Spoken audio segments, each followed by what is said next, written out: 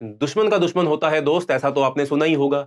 इसी राजनीति पर फोकस करते हुए पाकिस्तान एंड चाइना ने मिलकर बांग्लादेश के अंदर तख्तापलट करवा दिया। पर मेन सवाल यह है कि अब इंडिया क्या करेगा?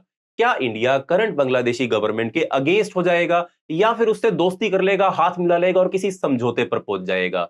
या फिर क्या Pakistani base Bangladeshi government India को सपोर्ट करेगी या नहीं करेगी? क्या अब इंडिया के लिए थ्री फ्रंट वॉर का खतरा और भी ज्यादा बढ़ गया है? ऐसे बहुत सारे इश्यूज हैं जो करंटली इंडियन गवर्नमेंट फेस कर रही है, एंड फ्यूचर में भी बहुत सारे इश्यूज इंडिया और बांग्लादेश के बीच में क्रिएट हो सकते हैं। तो आज की इस वीडियो के अंदर हम इन पूरे इश्यूज को डिटेल में डिस्कशन करेंगे। आइए करते हैं स्टार्ट। सबसे पहले तो एक बार ओवरऑल बैकग्राउंड अगर हम जान लें, पूरे साउथ एशियन रीजन के अंदर कहीं ना कहीं कोई तो क्राइसिस चल ही रहा है। इंडिया एक बहुत वल्नरेबल क्रिटिकल सिचुएशन फेस कर रहा है। म्यांमार की बात करें, तख्तापलट हो चुका है। अफगानिस्तान में तालिबान की वापसी हो गई है। श्रीलंका में 2022 से ही इकोनॉमिक क्राइसिस चल रहा है। नेपाल की सरकार कभी एंटी इंडिया कभी प्रो इंडिया अपना स्टांस चेंज करती रहती है।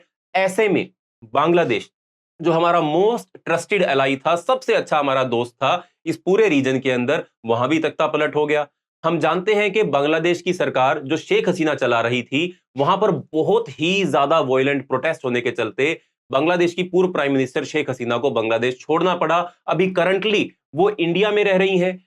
सबसे मेजर इशू शुरू ही यहीं से होता है कि वो इंडिया में रह रही हैं। पहला इशू ही यही है, क्योंकि इंडिया और बांग्लादेश के बीच में है एक एक्स्ट्राडिशन ट्रीटी, जिसको बोला जाता है इंडिया बांग्लादेश एक्स्ट्राडिशन ट्रीटी, जो 2013 में साइन की गई थी। इसके चलते भारत के पास कई सारे ऑप्शंस हैं, जिसके चलते या तो भारत शेख हसीना को वापस बांग्लादेश भेज दे या फिर भेजने से मना कर दे। अब ये एक purely and purely political decision होगा, क्योंकि ट्रीटी में ऐसे लीगल प्रोविजंस मौजूद हैं जो एक्स्ट्राडिशन अलो भी करते हैं और बंद भी कर सकते हैं। ऐसे में भारत शेख हसीना को भेजता है, नहीं भेजता है, दोनों में से कोई भी फैसला लिया जाएगा, इसका इंडिया और बांग्लादेश के रिलेशन के ऊपर असर तो पड़ना ही पड़ना है। लेट्स से अगर भेज दिया, अगर शेख हसीना को भेज दिया, तो हमारे शेख हसीना जो हमारी सबसे अच्छी फ्रेंड थी बांग्लादेश के अंदर, उनके खिलाफ वहां जाकर मुकदमा चलाया जाएगा, उनको जेल में डाल दिया जाएगा। तो ऐसे में इंडिया फ्यूचर में भी शेख हसीना को किसी भी प्रकार से बांग्लादेश के अंदर अपना दोस्त नहीं बना पाएगा अगर वो जेल में चली जाएंगी। अगर भारत ना भेजने का फैसला लेता है, तो अभी की जो बांग्लादेश की गवर्नमेंट है, हम उसके फ्रेंड नहीं रहेंगे, उनसे हमारी दोस्ती नहीं हो पाएगी, हमारे इश्यूज और भी ज्यादा बिगड़ते जाएंगे बांग्लादेश के साथ। अभी तो इंडिया ने ऐसा कोई भी फैसला नहीं लिया है कि भेज रहे हैं या नहीं भेज रहे हैं। इंडियन गवर्नमेंट की तरफ से इसके ऊपर कोई भी परमानेंट डिसीजन नहीं लिया गया है। तो हम भी जस्ट वेट एंड वॉच करेंगे, गवर्नमेंट को फॉलो करते रहेंगे, क्या गवर्नमेंट फैसला करती है, क्योंकि हम जानते हैं सरकार फैसला तो वही करेगी जो पूरे देश और पूरे रीजन के हक में होगा। तो इसलिए हम अभी रुकेंगे इस बात के ऊपर के फ्यूचर में भारत के द्वारा क्या फैसला किया जाता है। जो भी फैसला किया जाएगा, हम दोबारा उसके ऊपर चर्चा करेंगे और उस फैसले के चलते जो भी इंप्लीकेशंस क्रिएट होंगी, उनको समझने की कोशिश भी करेंगे। तो दोस्तों, ये तो था पहला इशू। दूसरा मेजर इशू है कि क्या अब इंडिया के लिए थ्री फ्रंट वॉर का खतरा और भी बढ़ गया है, क्योंकि एक तरफ फ्रंट पाकिस्तान के साथ हमारा है, जहां पर हमने जंग लड़ी भी है। एक फ्रंट हमारा चाइना के साथ है, इसके साथ भी हमने जंग लड़ी है।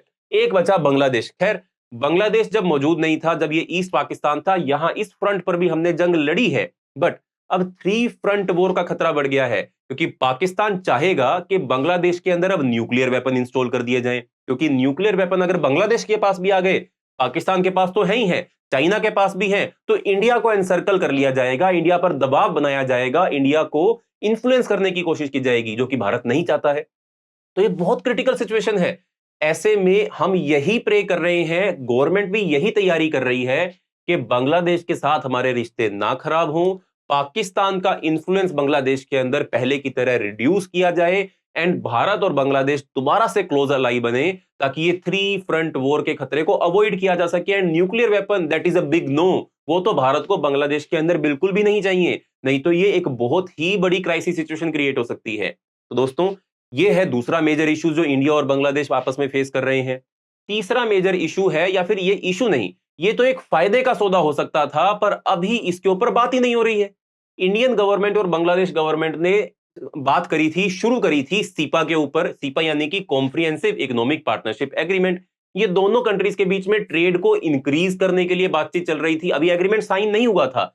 इसके चलते बांग्लादेश की इकोनॉमी को लगभग 1.72% तक फायदा हो सकता था, पर अब तो ये डीरेल हो चुका है। क्योंकि जब तक शेख हसीना का इश्यू रिजोल्व नहीं हो जाता है, बांग्लादेश में नई सरकार चुन नहीं ली जाती है, उसमें भी बहुत लंबा डिले हो जाएगा सीपा को साइन करने के लिए, क्योंकि दोनों कंट्रीज की ट्रेड को इंक्रीज करता। अब ट्रेड बढ़ती तो पैसा ज्यादा आता, इकोनॉमी ग्रो करती तो नागरिक सिटीजन खुश होते। अगर सिटीजन खुश होंगे तो वो प्रोटेस्ट क्यों करेंगे? बट अभी इसके चांसेस बहुत ही कम हो गए हैं। तो ये भी एक मेजर इशू बन गया इंडिया और बांग्लादेश के बीच में, क्योंकि सीपा डिले हो गया है, एटलीस्ट 3-4 साल तो डिले हो ही गया है। अब इसके बाद जो एक इशू इंडिया और बांग्लादेश फेस कर रहे हैं, इंडिया ज्यादा फेस कर रहा है, वो है माइग्रेशन का इशू। दोस्तों, 1971 में पाकिस्तान और भारत आपस में लड़े थे, बांग्लादेश को इंडिया ने बांग्लादेश लिबरेशन वॉर में आजाद करवाया था। लगभग 40 से 50 लाख बांग्लादेशी इमिग्रेंट्स तब भी भारत के अंदर आए थे और उन्होंने रिफ्यूजी का स्टेटस लिया था। अब इंडिया के पास पहले रिसोर्सेज की कमी है, हमारे पास खुद के ही 140 करोड़ से ज्यादा लोग मौजूद हैं।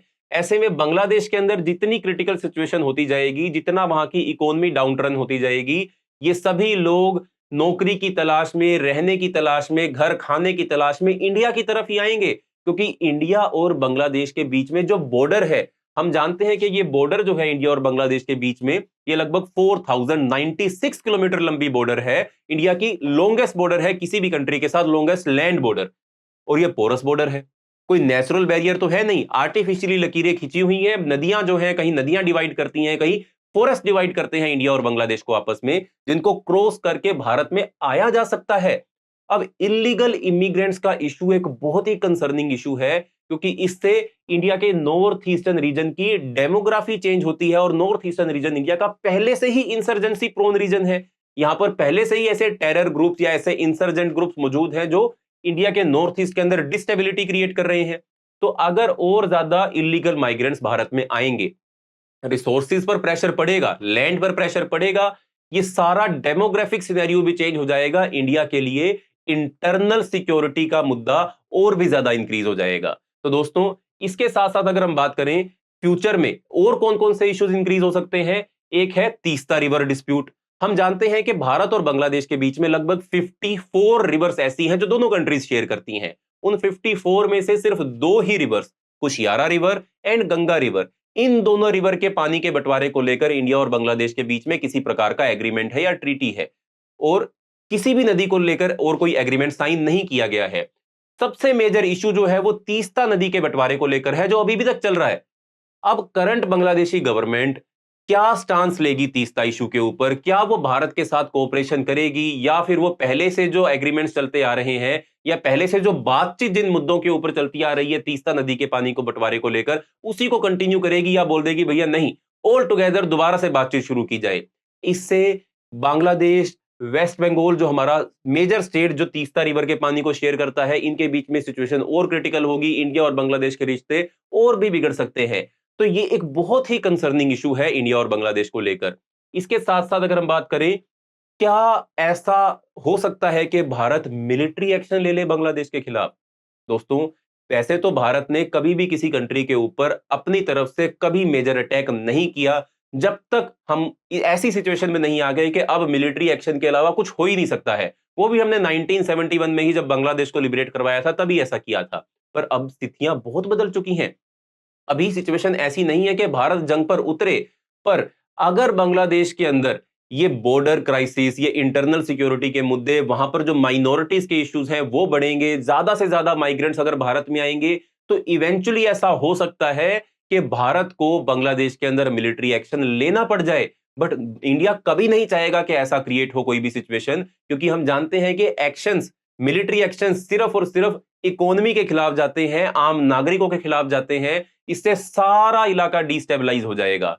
तो दोस्तों, ये सबसे मेजर इश्यूज हैं। इसके अलावा स्मगलिंग भी और बढ़ सकती है, ह्यूमन ट्रैफिकिंग और बढ़ सकती है, मिलिटेंसी और बढ़ सकती है, भारत में रेडिकलिज्म और बढ़ सकता है। बहुत सारे चैलेंजेस हैं जो अभी इंडिया फेस कर रहा है।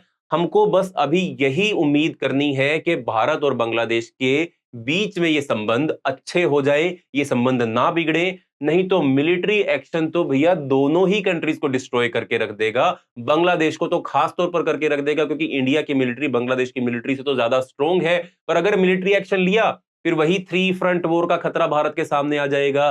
पाकिस्तान भी है, चाइना भी है, तो सिचुएशन बहुत ही क्रिटिकल हो जाती है। तो दोस्तों, ये अभी करंट इश्यूज हैं जो बांग्लादेश और इंडिया आपस में मिलकर फेस कर रहे हैं। हम यही उम्मीद करेंगे कि भारत सरकार और बांग्लादेश सरकार मिलकर इन सभी इश्यूज के ऊपर बातचीत करते हुए जल्द से जल्द इनकी रिजोल्यूशन कर ले और भारत और बांग्लादेश के बीच के जो रिश्ते हैं वो नॉर्मलाइज हो जाएं, लोग अपने घरों पर लौटें, अपने काम पर लौटें और स्थितियां बिल्कुल सामान्य हों। तो ऐसे ही इंफॉर्मेटिव वीडियो देखते रहने के लिए हमारे साथ जरूर जुड़े, वीडियो को लाइक करें, चैनल को सब्सक्राइब करें, बेल आइकन जरूर दबाएं। मिलते हैं अगली वीडियो में, तब तक के लिए धन्यवाद।